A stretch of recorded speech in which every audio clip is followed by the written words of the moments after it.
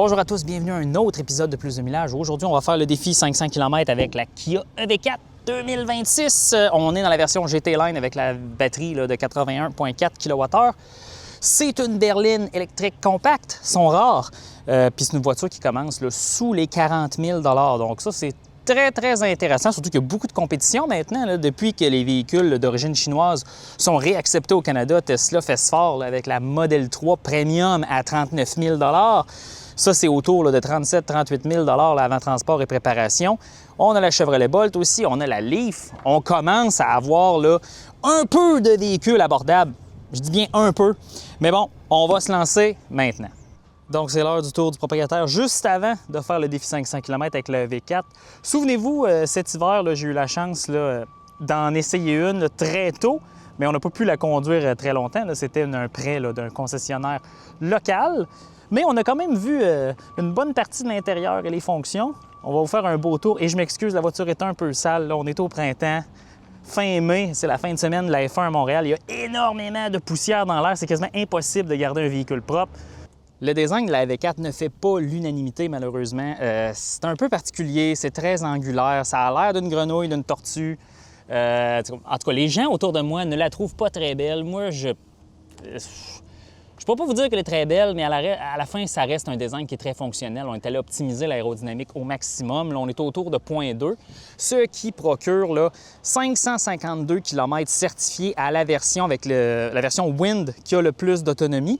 Cette version GT Line, c'est 488 à cause des pneus et tout ça. Mais je suis sûr qu'en régime permanent sur l'autoroute, peu importe la version que nous avons avec la grosse batterie, on va arriver au même résultat.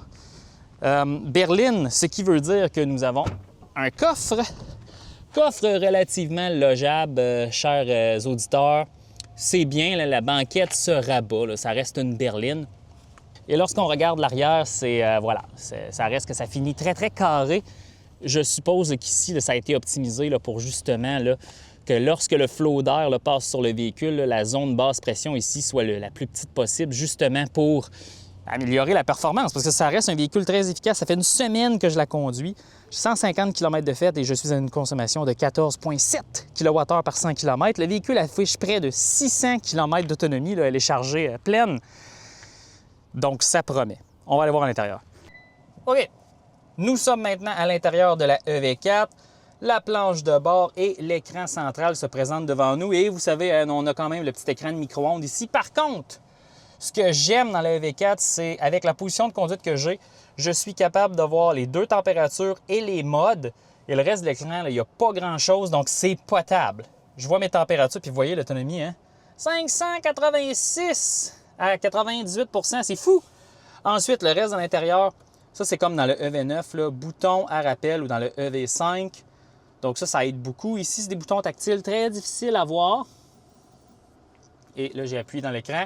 La suite logicielle, c'est la même suite logicielle qu'il y a Hyundai Genesis qu'on voit partout. Je ne vais pas m'éterniser là-dessus. Ça fonctionne bien, mais la solution de navigation, planificateur de trajet, je ne peux pas vous le montrer parce que, étant donné que je suis journaliste, le véhicule n'est pas configuré avec la connexion Internet. Donc, je ne peux pas vous le montrer. Mais de toute façon, à la fin, lorsqu'on fera le défi, on pourra préconditionner la batterie juste ici avec ce bouton. Puis regardez mes consommations, là. C'est très bon. Donc, j'ai hâte de voir la performance. Pour ce qui est du reste de l'intérieur, on a une belle console centrale ici. On peut charger notre téléphone, ça c'est mon adaptateur. On a des petits boutons ici pour l'automaintien. La caméra 360 fonctionne très bien. Numéro 1, capteur de stationnement. Petite console centrale très timide. Puis on peut enlever le diviseur ici, c'est comique. Mais l'intérieur, c'est pas mal ça. Vous avez un peu d'éclairage ambiant ici que vous pouvez choisir la couleur, ici et ici. Puis la plupart des surfaces sont moussées. Donc, je suis très content de voir ça. Et c'est une voiture extrêmement silencieuse. Donc ça, c'est très bien de ce côté-là. Et à l'arrière aussi, il y a quelque chose de génial. Là. Vous voyez l'angle de la banquette très prononcé. Ce qui fait que pour des personnes comme moi, on est quand même très bien assis. Je suis soutenu. Je suis très content de voir ça. Et ce qui est drôle, c'est que le dégagement à la tête semble plus élevé et généreux qu'à l'avant. Ma position de conduite est un peu bizarre à l'avant dans la EV4. Et ça, c'est une déception. Je vous en reparlerai plus tard. Sous le capot de la EV4, on n'a pas grand-chose. On a du plastique. On a un réservoir de liquide de refroidissement. On a notre lave-glace. Puis on a où est-ce qu'on pourrait avoir un frunk. Mais en réalité, je vais vous faire entrer dans l'antre. Vous voyez, sous le plastique, il y a de l'espace. Puis c'est la mécanique, là. Pas grand-chose à voir là. Véhicule, hein, configuration traction seulement. Il aura un moteur arrière en option plus tard, vers la fin de l'année. Donc, la GT Line pourra être 4 roues motrices. Mais sinon, toutes les autres versions sont traction avec la batterie de 81,4 kWh, batterie 12 volts fusible. Très simple, mais vous remarquerez que cette plateforme-là, c'est la plateforme GMP, mais la version 400 volts. Empattement très long. La roue à l'avant là, est directement... Le capot est très court, très facile à conduire et on voit aussi que l'intérieur a été optimisé là, à cet effet. Bon, pour ce qui est de la recharge rapide et de la recharge à la maison, port NACS, Vehicle to Load, tout est là. Puissance maximale, 120, 130 kW en recharge rapide. Et à la maison, bien, il y a un chargeur embarqué là, de 11 kW. Donc ça, c'est parfait. Beaucoup d'autonomie, je pense pas que c'est une voiture qui va faire beaucoup de recharge rapide, sauf si on est très intense là, avec la conduite autoroutière. C'est maintenant le sujet principal de cette vidéo, le défi 500 km. Je vais vous introduire au défi rapidement. Donc, le défi 500 km, c'est un défi d'autonomie et de recharge rapide chronométré. Demain matin, à 5 heures, on va quitter l'arrondissement La Salle à Montréal, puis on va se diriger vers la Tête des Ponts à Québec via l'autoroute 20. Éventuellement, on va recharger, là, probablement sur le retour là, en direction de Montréal. Peut-être qu'on n'aura pas besoin de recharger, hein, parce que 582 km affichés, bon, on verra là, quand ça va s'ajuster sur l'autoroute. La vitesse de croisière sera 110 km/h sur le régulateur de vitesse et tout le reste sera documenté. Et à la fin, vous aurez la consommation, le temps que ça a pris, la puissance maximale de recharge, l'efficacité, bien évidemment, et combien ça a coûté faire cette petite expérience ensemble. Donc, dans quelques instants, là, ça va être moi-même, mais il sera 5 heures du matin le lendemain. Non. Donc, dans la prochaine scène, bien, je vais déjà avoir parcouru 100 km avec le véhicule, puis je vais vous mettre à jour là, sur le reste du défi. Ça fait maintenant plus de 100 km que le défi est commencé avec la Kia EV4. J'ai quitté à 5 heures ce matin, là, puis là, il est 5h59.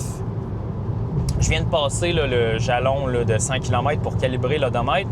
Puis est-ce que je peux voir à première vue, l'odomètre est 1,5 % en retard sur la vraie distance. Donc, lorsque je suis arrivé à 100 km, là, borne kilométrique, bien, j'avais 98,5 km de parcouru dans le véhicule. Ça veut dire que le défi se terminerait à 492-493 km.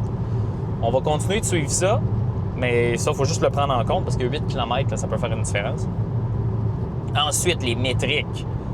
On a 77 % de statut de charge affiché. On a 102 km de parcouru, plutôt genre 99. Et on a 478 km d'autonomie restant.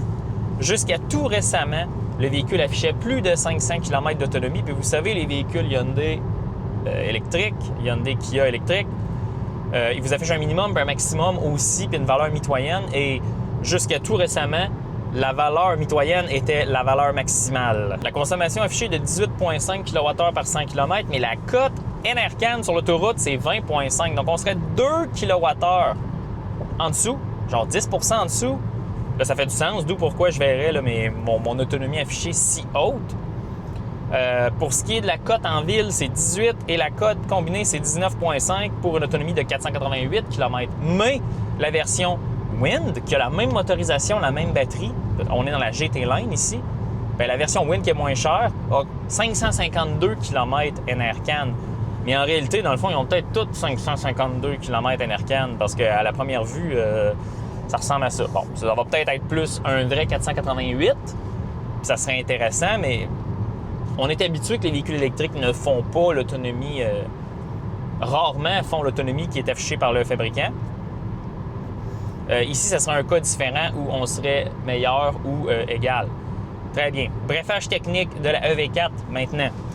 Donc, c'est une berline électrique que Kia là, a lancée cette année en 2026 là, pour le Canada. Je pense même pas que c'est encore disponible aux États-Unis. C'est un véhicule assemblé en Corée, bien évidemment. plateforme EGMP, donc la plateforme dédiée électrique là, du groupe Hyundai, Kia, Genesis, mais en version 400 volts. Il y a une lignée de véhicules électriques qui s'en viennent sur cette architecture, donc la EV4 dans laquelle nous sommes. EV5, vous avez vu la vidéo récemment, on fera un défi 500 km plus tard cette année. Et la EV3 qui va arriver un peu plus tard, voyez-le comme le remplacement du Kia Niro, Hyundai Kona, puis un bon compétiteur à la Chevrolet Bolt. Tous ces véhicules ont deux batteries, soit la petite batterie de 58 kWh qu'on va probablement pas beaucoup voir sur notre marché, et la batterie, le pain et le beurre de 81,4 kWh dans laquelle je me trouve, pas, dans laquelle je suis assis par-dessus. Une batterie là, 400 volts, lithium-ion polymère. C'est des cellules pochettes ou prismatiques, si je ne m'abuse. Ce n'est pas des cellules cylindriques, ça c'est garanti. Aussi, c'est une plateforme qui a une motorisation à l'avant, donc c'est un véhicule traction avec un moteur de 201 chevaux et 209 livres-pieds de couple. Pas très vite, on en reparlera plus tard dans la section là, agrément de conduite. Mais pas vite, mais c'est très efficace à première vue, donc c'est un bon compromis. Et évidemment, thermopompe, système de thermorégulation embarqué, tout ça, récupération d'énergie, dans le fond, la vaisselle standard sur cette EV4. Donc, à première vue, un véhicule efficace. Il me reste 140 km avant d'arriver au point de retournement. Donc, au point de retournement, là, si on a besoin, on fera une mise à jour. Mais là, à date, j'ai aucune idée où est-ce que je vais aller recharger. Parce que si je suis ce qu'on m'affiche, je vais aller recharger dans 464 km. Donc, le défi va être presque terminé. Donc, je vais peut-être recharger un peu avant. Le meilleur des cas, ça soit que je recharge sur la borne 180 kW qu'il y a juste à côté de la rivière Richelieu. Ou sinon, si je vois que ça se dégrade, je rechargerai à Saint-Germain-de-Grand-Am, excusez-moi, pas Saint-Étienne, Saint-Germain-de-Grand-Am qui est la sortie 160. Ah non, en fait, je viens tout juste de passer cette sortie en sens inverse, donc dans un petit bout, on pourrait dire. Clairement que je vais devoir faire une pause biologique bien avant le véhicule, aura besoin d'une pause énergétique. Fascinant, très fascinant, mais en même temps aussi, ça m'encourage de voir qu'on a maintenant des véhicules qui sont... il ne faut plus vraiment s'inquiéter avec l'autonomie.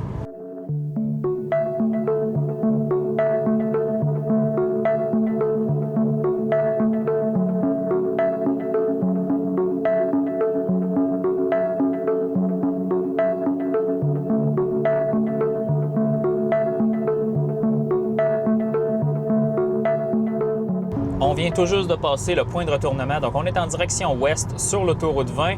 Et il est 7h36. Puis, ce qui est drôle à date, c'est qu'on a déjà cumulé 8 minutes de déduction parce que j'ai dû arrêter pour une pause biologique à l'halte routière juste avant Saint-Louis-de-Blandford. Puis là, je viens de m'acheter un café à Saint-Nicolas où est-ce qu'on recharge des fois. Mais on ne rechargera pas parce qu'il nous reste 44 % de statut de charge. 225 km d'autonomie restante affichée, puis on a 250 km de parcouru. Donc, ça va être un défi, 500 km, une recharge, c'est rendu officiel. Le système de navigation en ce moment pointe le superchargeur / circuit électrique à Saint-Germain-de-Grand-Am, là, à côté de la fromagerie Le Maire. Beau site de recharge, d'ailleurs, il y a énormément de capacité dans ce coin-là, donc c'est très bien. C'est sûr qu'on se rend, là, 137 km avant d'y arriver, fait on aurait quasiment 90 km d'autonomie restante. Est-ce que c'est trop? Peut-être, mais il faut aussi considérer le temps que ça nous prend quitter l'autoroute et se rendre à la station de recharge et la facilité à laquelle on va avoir à recharger et retourner sur l'autoroute. Je suis confiant qu'on peut se rendre à Saint-Hyacinthe, chez Electrify Canada, mais à toutes les fois que je vais là, on a au moins 2, 3, 4, 5 minutes juste pour se rendre à la station. Juste à cause de la configuration là, de la sortie, des feux de circulation. Donc, on perd du temps. Et je veux pas perdre de temps. Je veux vraiment faire un bon temps avec la EV4. Là, on a le potentiel de faire quelque chose de vraiment bien. Il y a une chose que maintenant, il faut que je discute avec vous. On va prendre peut-être une petite minute. La position de conduite, pour moi, dans la EV4 n'est pas bonne. Est-ce que je suis bien assis en ce moment? Personnellement, mon corps ne ressent pas de fatigue et de douleur ou d'inconfort. Donc, le siège, sa capacité à asseoir le passager et à le garder confortable, c'est bien, c'est même très bien.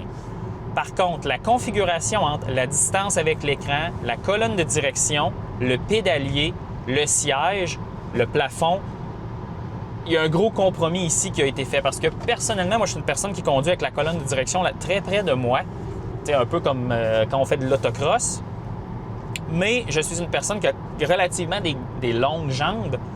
Donc, habituellement, je suis un peu reculé. Mes bras sont placés tout droit comme ça et je suis bien. Mais là, le problème, c'est que ma position de conduite normale, essentiellement, là, je suis à bout de bras là, pour avoir la colonne de direction maximum. Donc, je dois me rapprocher un tant soit peu, ajuster mon siège. Puis là, ce que ça fait, c'est que mon pied est un peu... Je sens un peu de l'inconfort dans mon pied. Évidemment, je fais du régulateur de vitesse, donc je peux relaxer mon pied un peu, mais en conduite urbaine, c'est un peu plus difficile.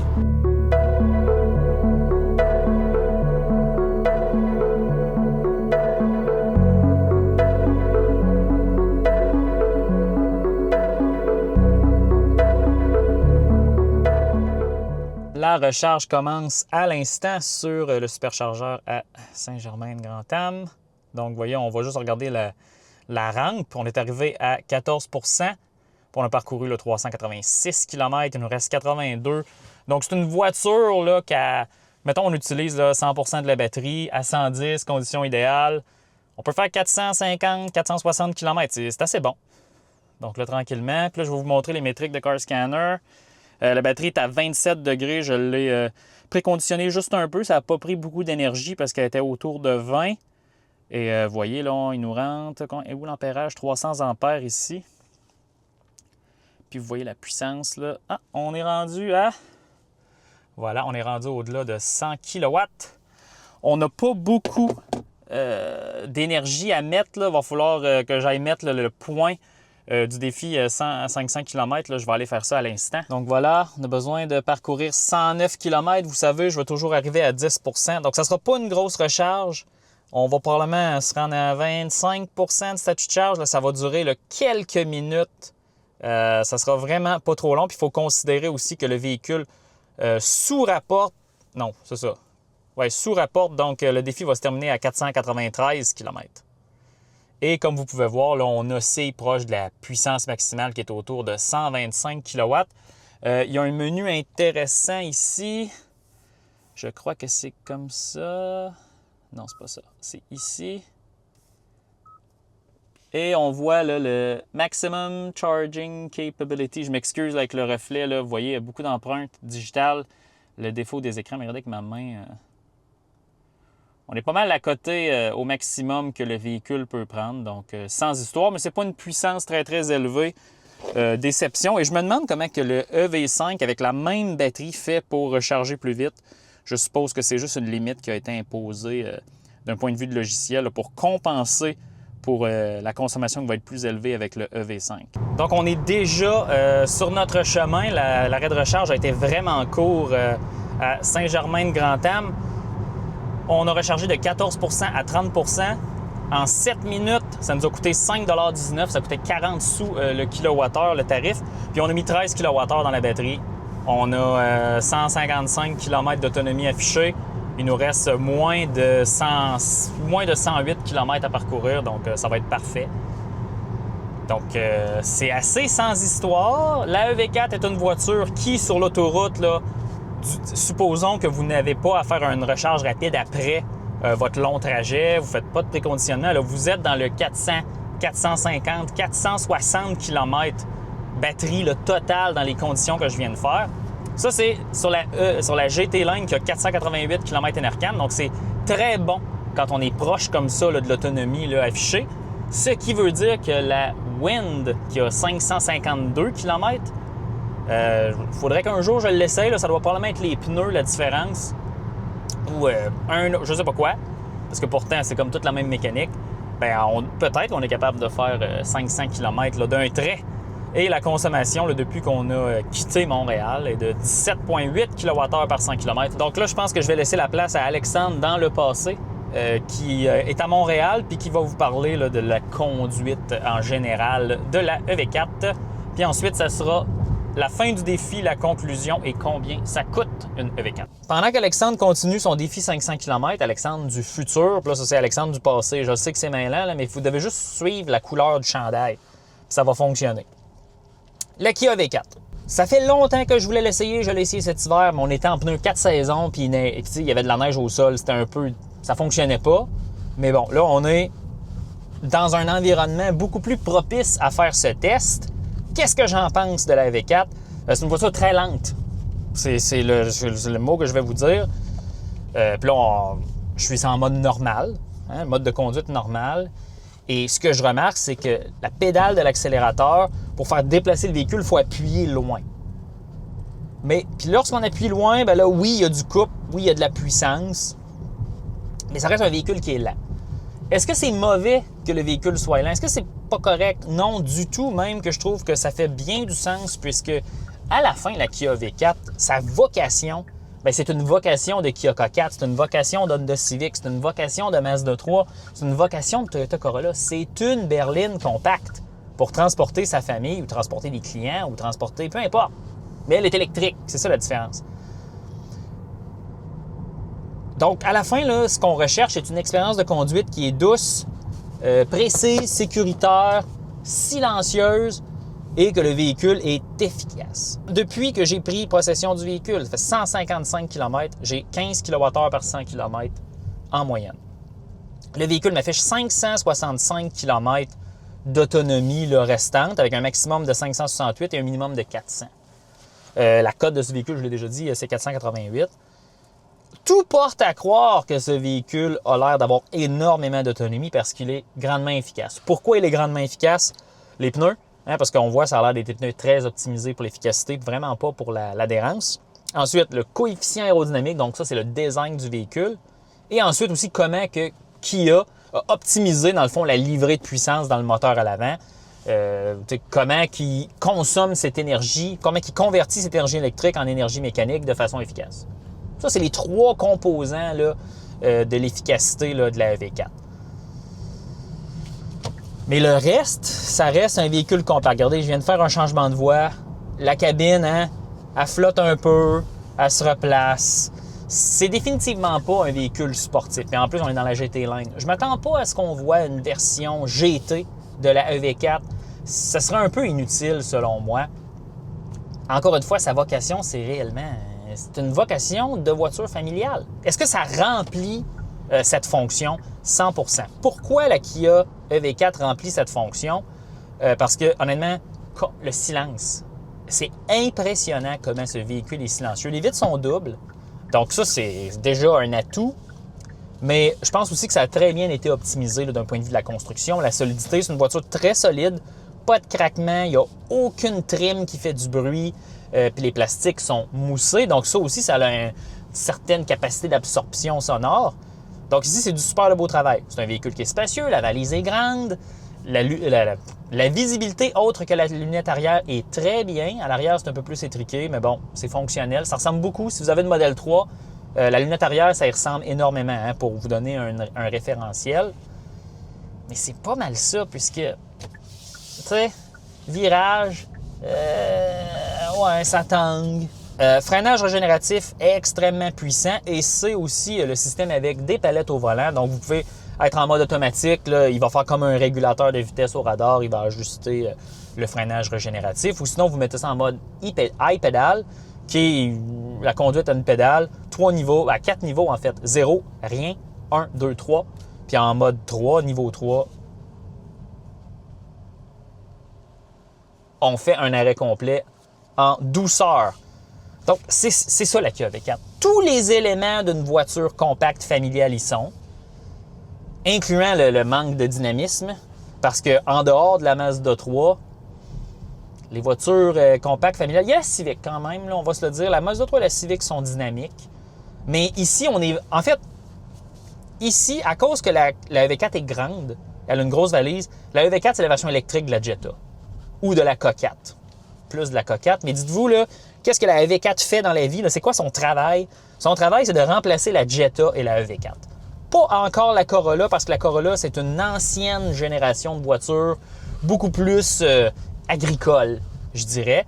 Nouvelle génération de la Corolla, on verra qu'est-ce que Toyota va avoir pondu dans ses bureaux d'ingénierie au Japon. Et voilà. Donc c'est ça, la K4. Sans histoire, mais ça remplit amplement son cahier des charges.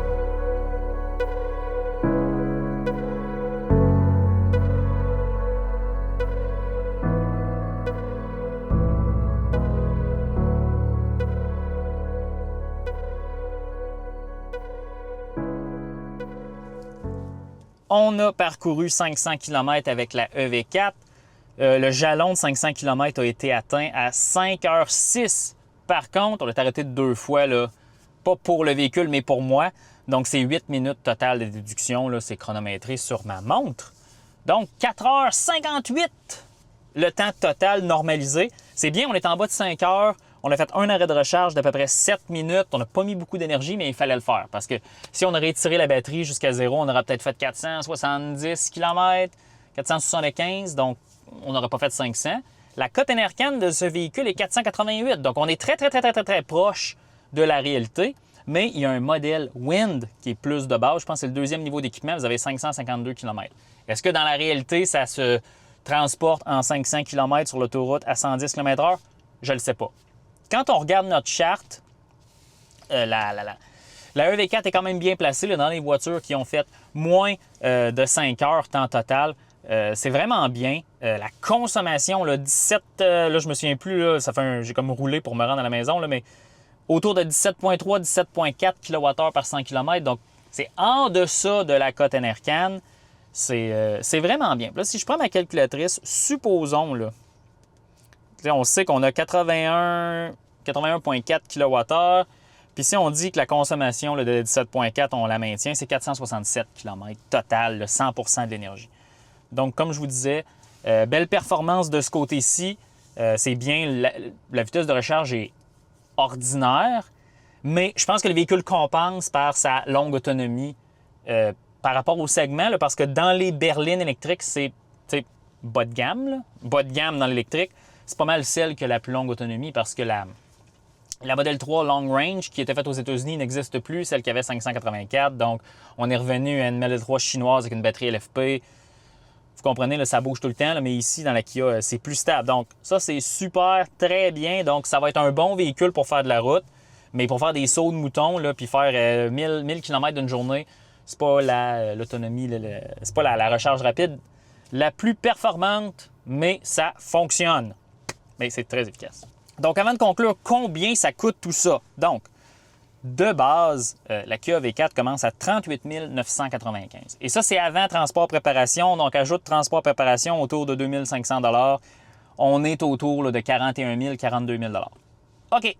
C'est exactement là, plus ou moins 1 000 $ le même prix que la Tesla Model 3 chinoise là, qui vient tout juste d'être offerte au Canada. Et quand on compare la Lite à la Model 3 Premium Propulsion, la Model 3 Premium Propulsion va peut-être, je pense que c'est 80 km d'autonomie de plus, ça, c'est comme 380 km la version Lite avec la batterie de 58 kWh. La Tesla Model 3 a une batterie de 62 kWh, puis elle fait 460. OK, c'est probablement pas dans la EV4 le modèle Wind qui va être le plus populaire. Excusez-moi, c'est probablement pas le modèle Lite dans la EV4 qui va être le plus populaire. Les gens vont probablement monter à le modèle Wind à 42 995 plus transport préparation, on va dire proche de 45 000. Là, on a la même mécanique qu'on a ici. 81,4 kWh, la recharge rapide, tout ça. Mais il y a moins d'équipement, bien évidemment. Mais ça ne change pas grand-chose. Et on a 552 km dans ce modèle-là. Donc, moi, je pense que soit Wind ou Wind Premium et 3 000 $ de plus, c'est probablement là que ça va se jouer. Et le modèle LSL, là, c'est 48 495 plus transport préparation. Là, on a dépassé le 50 000 $ dans la voiture ici. Ça, je pense que ça, c'est trop et ça ne sert à rien un peu. Mais bon, ça, c'est la voiture de presse qu'on a. Donc, et là, la question, c'est est-ce que ça vaut la peine une EV4? Bien, moi, je pense que oui, si vous êtes à la recherche d'une berline électrique. Ce qui est drôle, c'est qu'en faisant mon défi 500 km, j'en ai vu genre 3 aujourd'hui avec des gens. Il y avait des racks à vélo, et il y avait une remorque.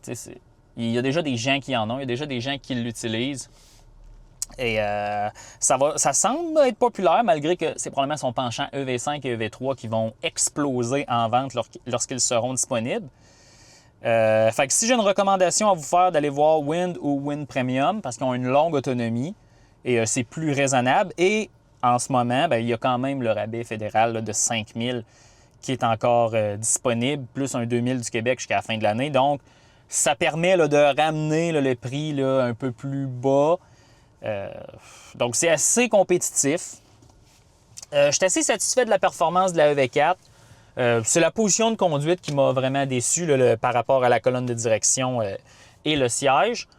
La voiture est lente, mais moi, ça ne m'a pas dérangé. Ça fait partie de la game essentiellement si on veut être efficace, si on veut être plus simple, moins cher. Et puis, dans le fond, il faut vraiment que Hyundai Kia travaille sur leur solution de navigation et de logiciel là, que je pense qui est rendu vraiment vieillotte. Mais sinon, moi, je vous donne un laissez-passer.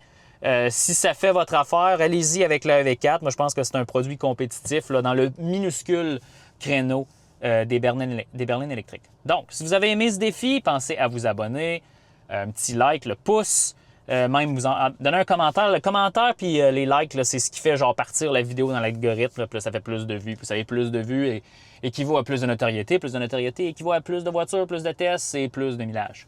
Voyez la patente. Dans tous les cas, on se laisse là-dessus.